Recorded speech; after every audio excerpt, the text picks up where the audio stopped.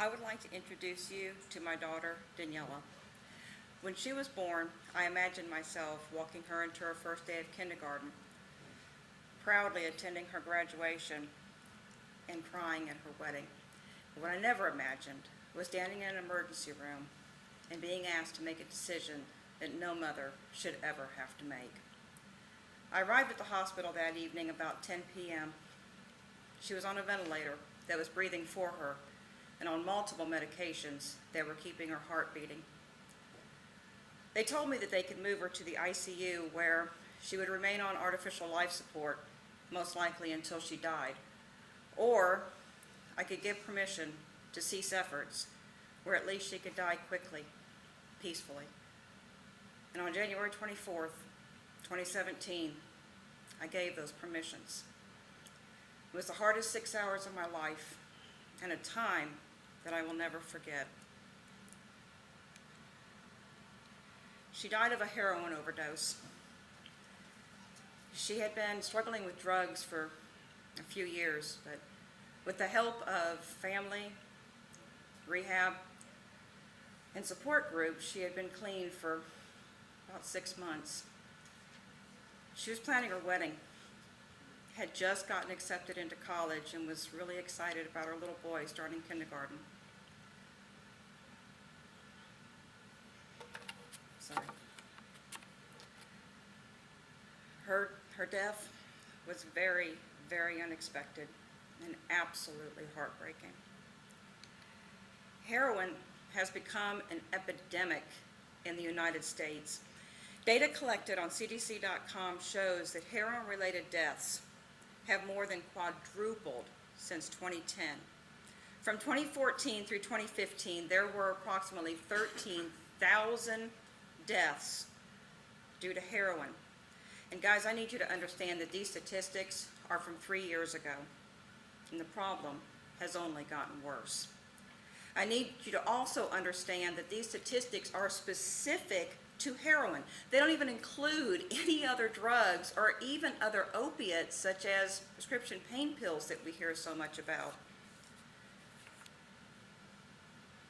Per the Encyclopedia Britannica.com, in 1971, President Nixon declared that drugs were public enemy number one and titled it the War on Drugs. Well, federal funding was increased and the Drug Enforcement Agency was created. Now, this stayed a relatively small component of the federal law enforcement until 1981, when President Reagan placed the focus on criminal punishment over drug treatment.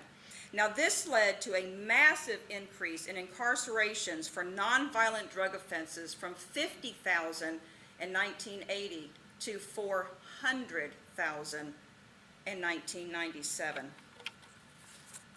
Per the Drug Policy Alliance, there are more than 1.5 million people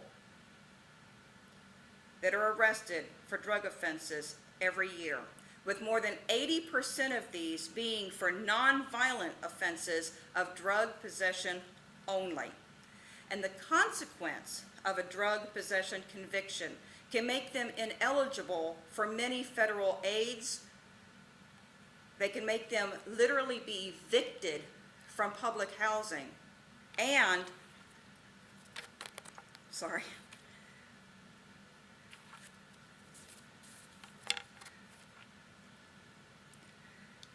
Anyway,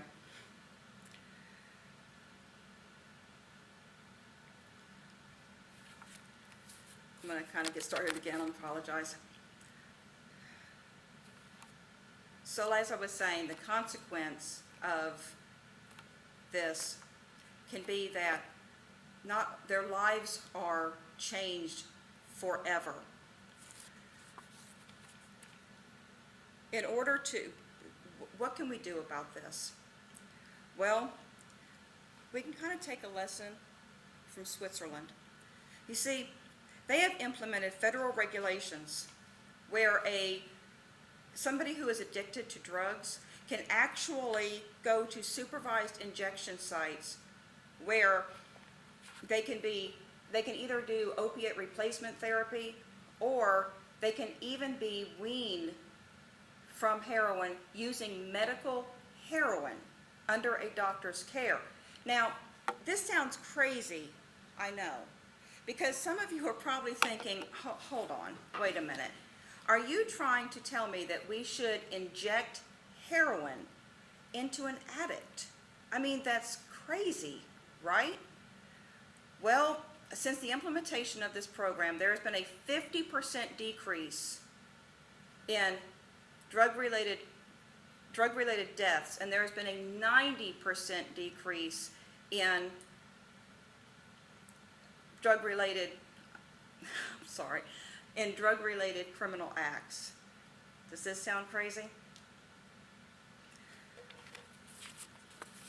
Guys, we need to criminalize the dealers, not the addicts. If we want to get rid of addicts, we have to help them get through their addiction. Until we do this, drug-related deaths will continue. Until we do this,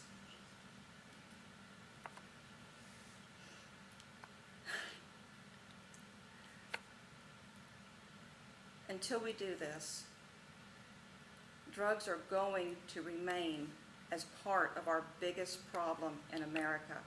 Look, I am not trying to downgrade the drug problem here in America at all. It is absolutely huge. I have personally, as a paramedic and as a nurse, I have seen the horrors of heroin one too many times. But the way that is handling it is not going to work. We need to vote for candidates who support drug rehabilitation, not criminalization. Addicts do not benefit from imprisonment. They benefit from rehab. They benefit from long-term medical and mental health. The threat of drugs and drug-related behavior is going to continue at our workplaces and at our schools until this is done. This is all I have left of my little girl. I'm not the first mother to lose her child to heroin, but this has got to stop. Thank you.